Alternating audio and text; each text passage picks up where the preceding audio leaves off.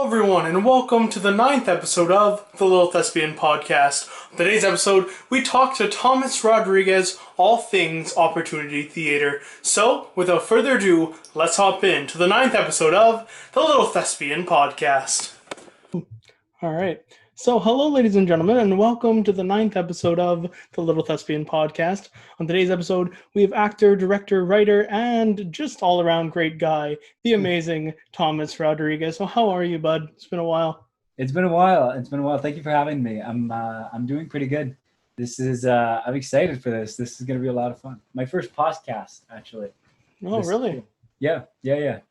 So awesome. Do you stream on any other platforms? You stream on what? You stream on Facebook? I'm contemplating jumping over to Facebook as well. Okay. And also doing Twitch eventually. Oh, nice. Just to change it up, because a lot of people like YouTube because it's just, but it's good to also have something live going. So sure. I might jump over to that as well. I'm contemplating it. Yeah, Facebook is easier to market because then you can share it and more like I think it works best with the algorithm if you can share the live directly on Facebook anyways. But yeah. No, honestly, like I'm getting amazing reception for this podcast and the show in general, and it warms my heart. I'm glad that so many people love it. I'm so glad. I'm excited to be able to promote it once it comes out, and I'll share it through OTC and all that. So this is great, man. Awesome. It is.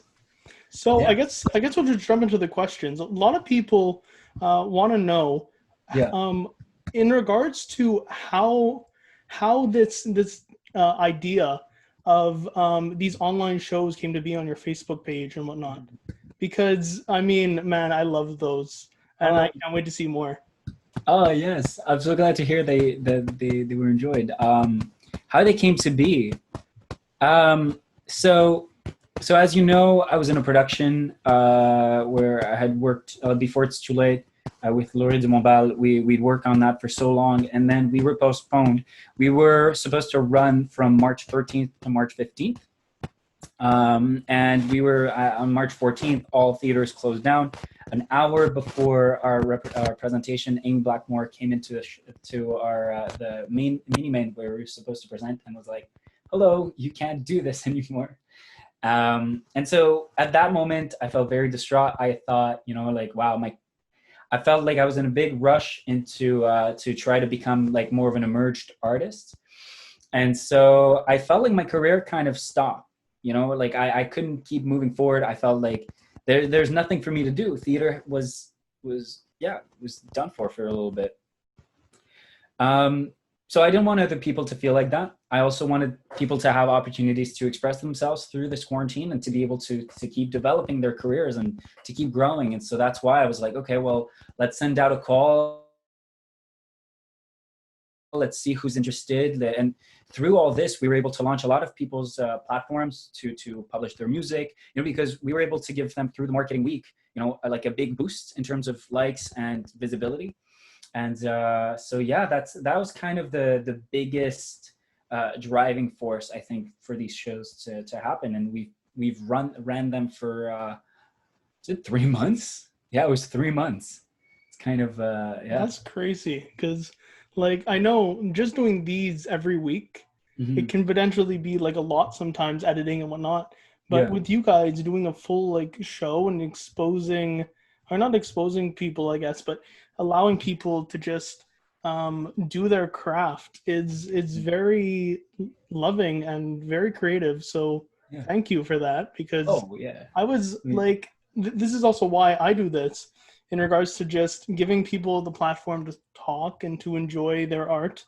And I'm glad that you give them the opportunity to do so. It's very fitting with the theater community.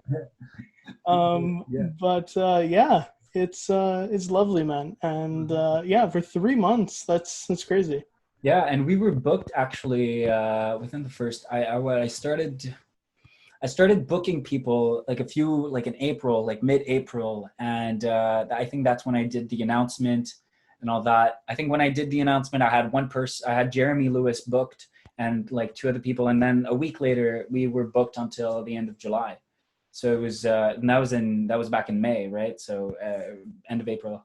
So it was a lot of work, and especially this was a solo project on my end. I didn't really involve any of the team, and so it was a lot of work to organize for every week, because every week every artist's show was very different in terms of needs. Some of them, like, they were live, some of them they were pre-recorded, some of them wanted Q&As and all that. And then each artist, some of them were emerged, some of them were studying and all that, so they wanted different visibility. Some of them just wanted to promote their project, and some wanted to promote themselves, be more known or launch their platform. So it was a lot of just adaptability and being like, okay, all right, here's what we're going to do this week, next week. Okay, yes, I have to. There's a lot of coordination, I think, but it was very rewarding, I think.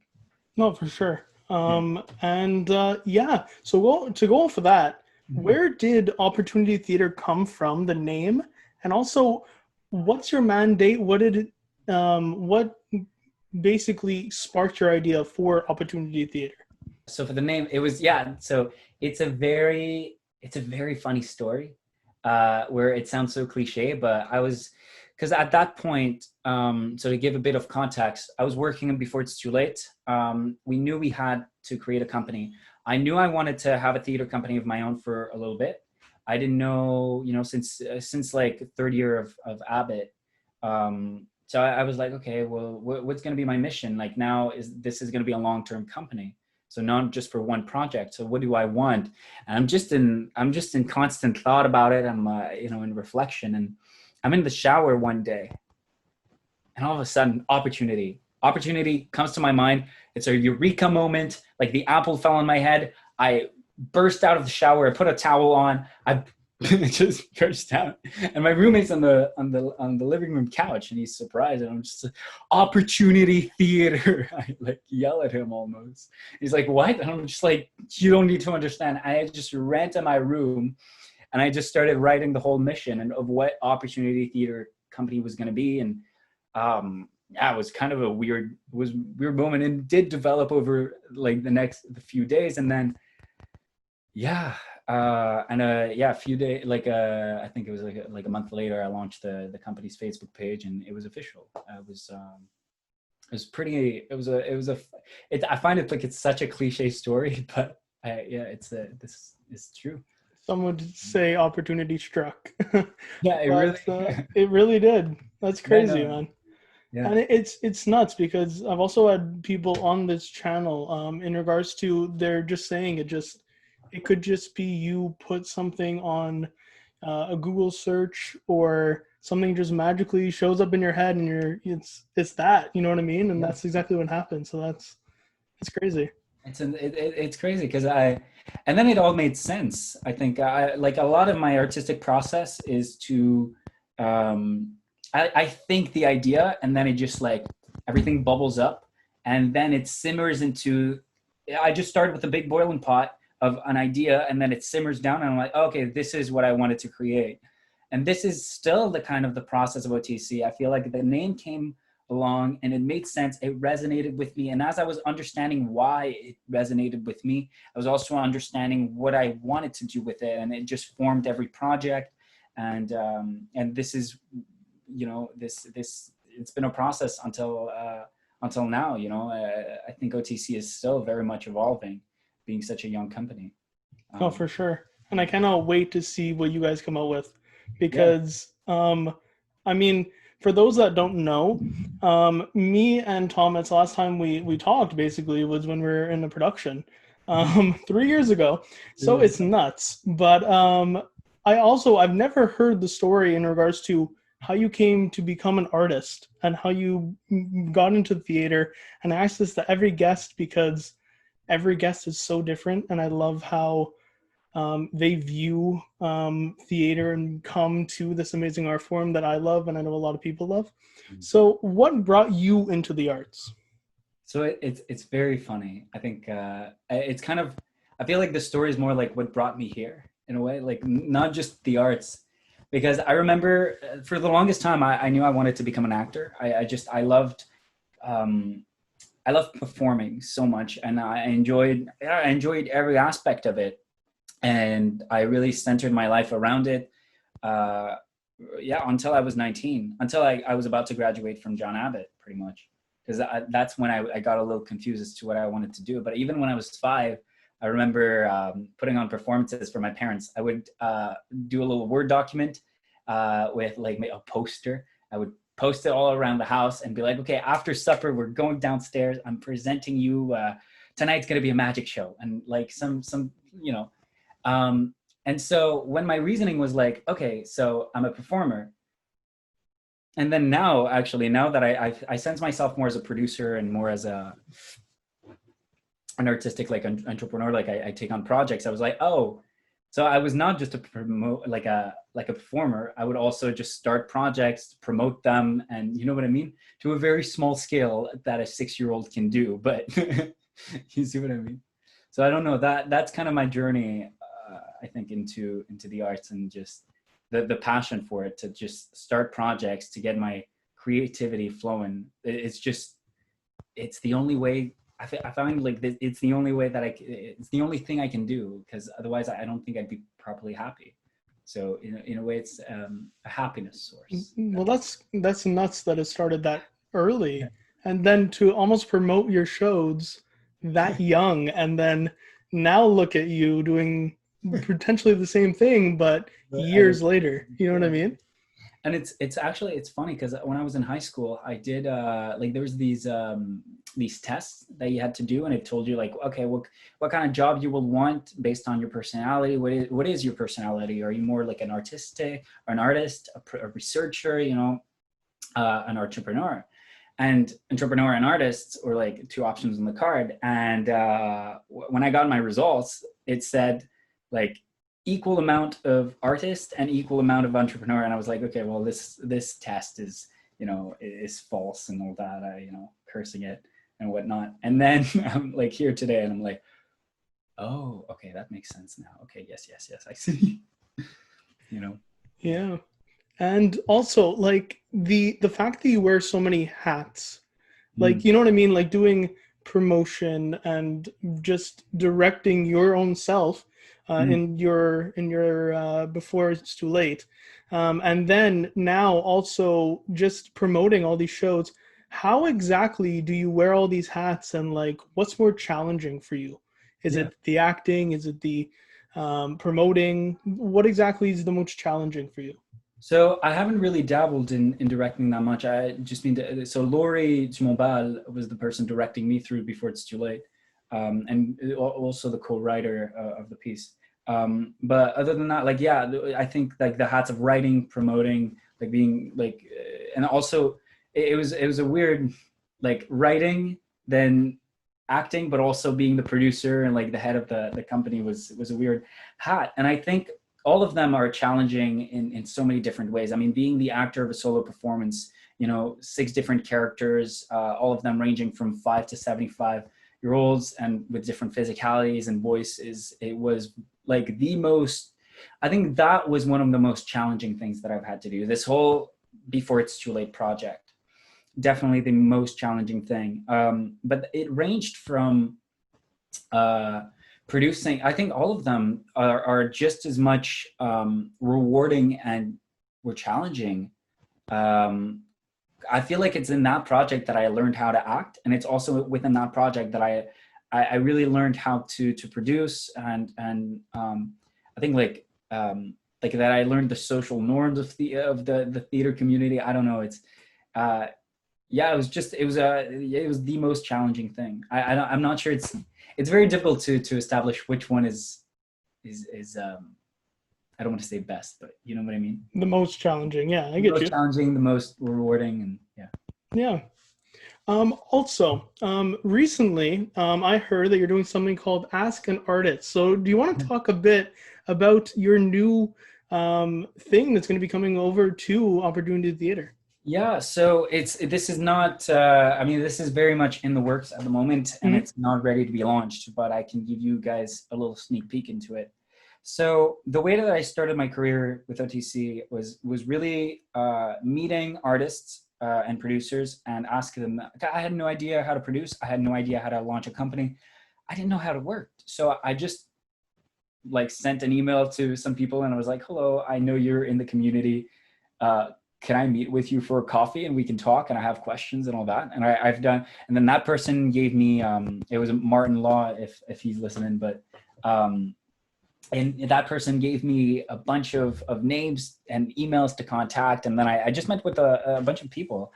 And so I thought, okay, well, why not continue this tradition through OTC and have basically get a coffee with an artist. And then, because one thing that I really value is asking artists and producers questions to try and understand what they're doing and also how to get there. And so not only for myself, but also for the audience to be able to, ask especially artists that are independent or established, and be able to ask them questions. How did they get there? What would they recommend? And all that I think is very valuable. And so I'm really going to target as well people that are still in John Abbott, still at Concordia, in theater programs all around Montreal, to get in those lives, which will be shared on Facebook, and ask the artists questions and all that. And not only will this allow independent artists of all levels of experience to interact with an established artist, but also for them to be a bit more known because they'll be named, they'll see the comments and all that. I think so that's kind of what the goal of Ask an Artist is. It's slightly similar to what you're doing. I think there's I love the idea. That's something I would love to have had too, also during my time in college and studying as an artist. You know what I mean? It's just another platform to just hear from these more experienced artists would be incredible. Yeah, and I think that's really what I'm trying to do with OTC in general.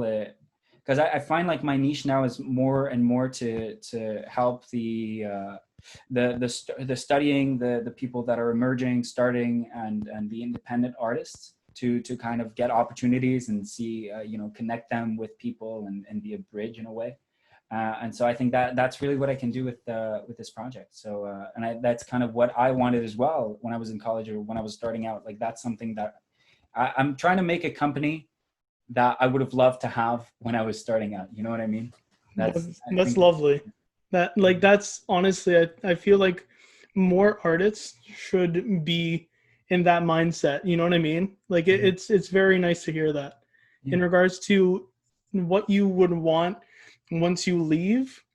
And I'm sure Opportunity Theatre is going to be that, and it's very wonderful to hear, Thomas. Oh, thanks. It's lovely. We're trying. Yeah. So I guess to go off of that,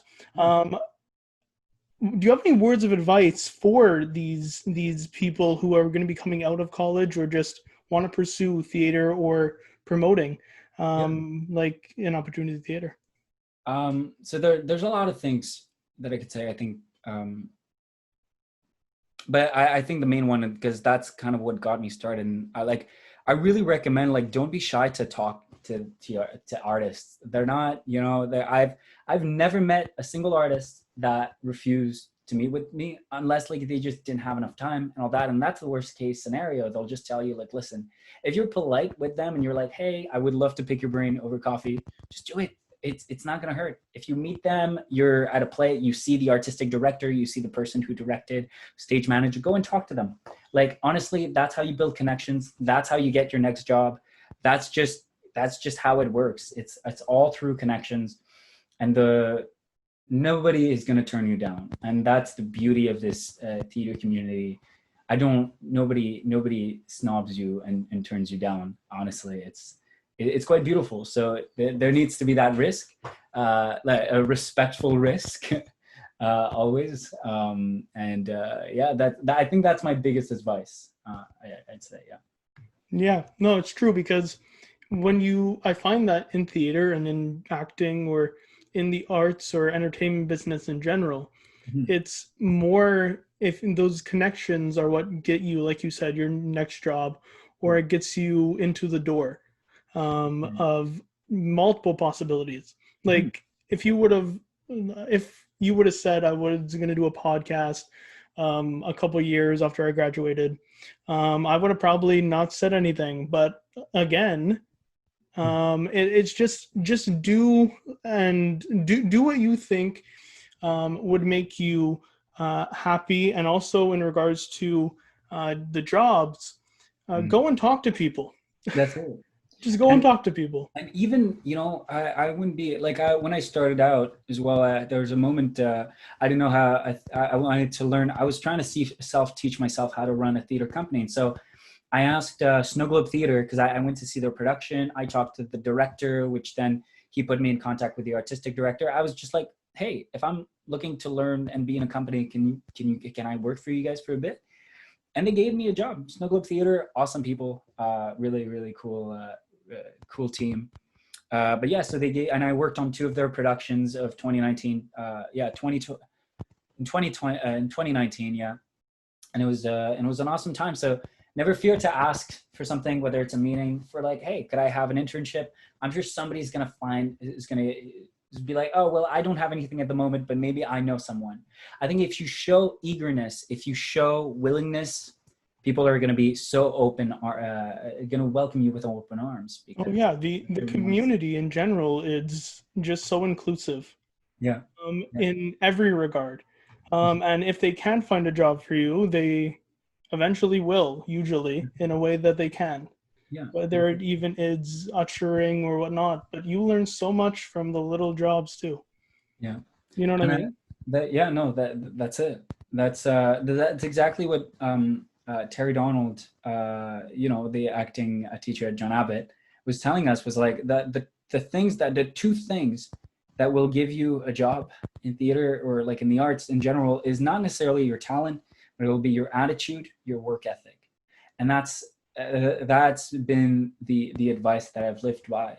Because if you sometimes I've hired people, or I've given an opportunity to someone like that didn't necessarily have like a lot of experience, but they showed so much willingness to want to learn, to want to work, and that was like, okay, well, I want that person on my team, because that person's going to give their best because they really want this, and I think that's what we like to see. So yeah, for sure.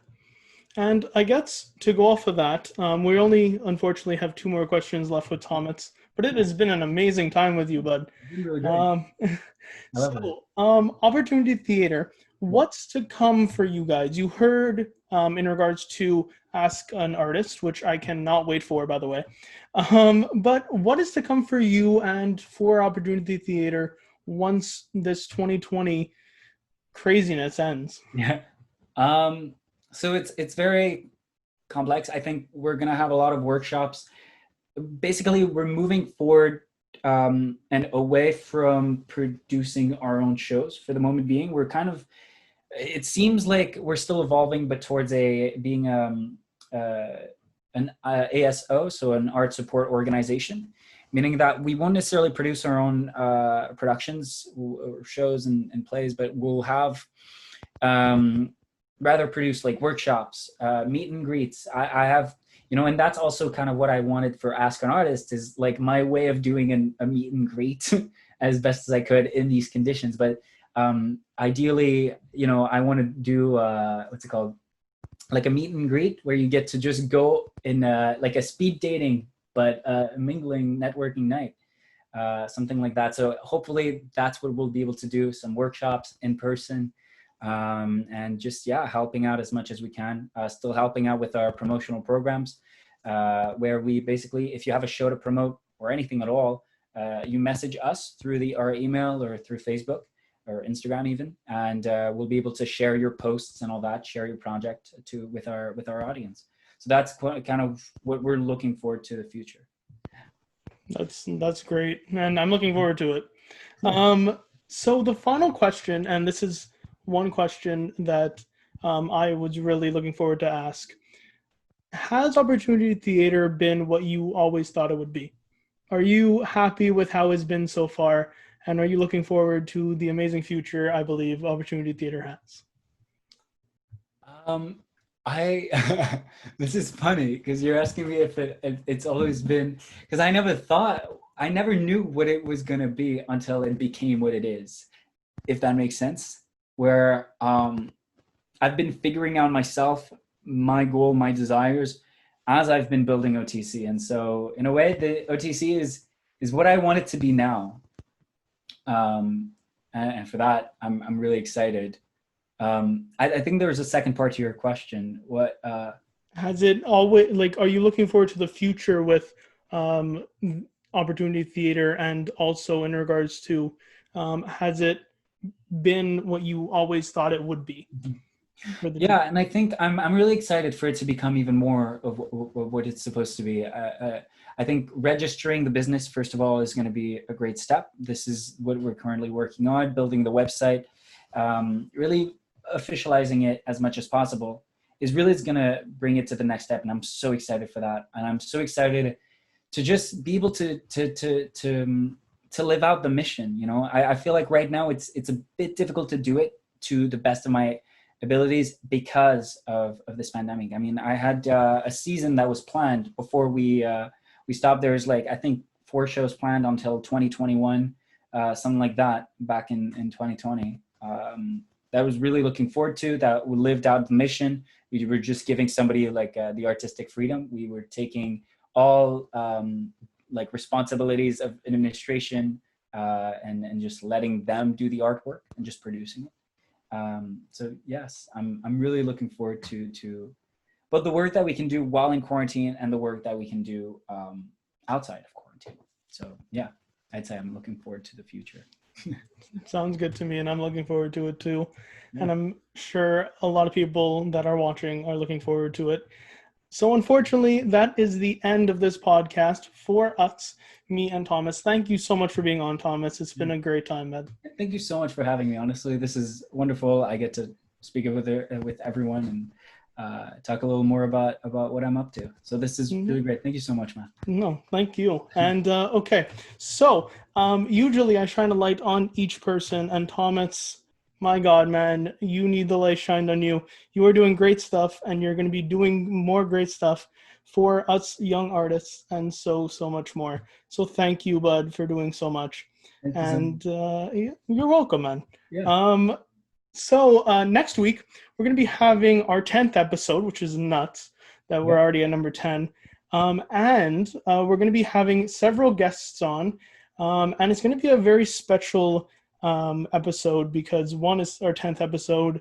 And also it's one of the most, I guess, genuine and loving ones that I'm going to have, because it's all about the unseen heroes that we don't usually see, the people backstage, because my God, they do so many amazing things, and I want to talk to them. So we have 3 guests. We have Etienne, we have Andrea, and we have Alexa coming in to talk all things backstage. It might be in 2 parts. I guess we'll see on next episode of the Little Thespian Podcast. Thank you so much, Thomas, for being on. Thank you so much. I'm excited for next week's episode, for the next episode. I don't know. Yeah. But yeah. So am I. I truly can't wait to see all the behind the scenes. But thank you all for joining us, and I'll see you all on my next Little Thespian Podcast. This has been your host, Matthew Crandall. I'll see you all next time.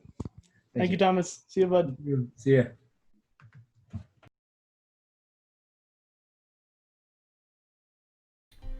The lights are off. The curtain has fallen. And it's time to say goodbye. Thank you all for joining us on the Little Thespian Podcast. If you have any questions or concerns, please don't hesitate to ask, either down below or on any of our platforms. On the next episode, we talk to the unseen heroes themselves. We're going to talk to Andrea McMillan. We're also going to talk to Alexa Gregory, and we're also going to talk to Etienne Valliere. It's going to be a great time with great people, and I truly cannot wait to talk to the unseen heroes next week. The 12th, we'll be recording it, so send in your questions on all our platforms, and don't forget to like this video, comment, and subscribe to us here on YouTube. Check out all of my links down below and all of Thomas's links. And guys, don't forget to check out, when we post it, the Shakespeare sit-downs. A Midsummer's Night's Dream is going to be a great time. I truly cannot wait to put that out, and I cannot wait for our 10th episode of the Little Thespian Podcast. Thank you guys for the amazing support and the amazing questions you have sent us over these last couple of episodes, and I cannot wait to see what the future brings for us and Opportunity Theatre and all of our guests that we've had thus far, but there are many more to come. So hopefully you guys have enjoyed this video. You guys know what to do. You guys need to like, comment, and subscribe, and thank you all for watching. Don't forget to shine bright, and we'll see you all on the next Little Thespian Podcast. This has been your host, Matthew Crandall, and I'll see you all on the next Little Thespian Podcast.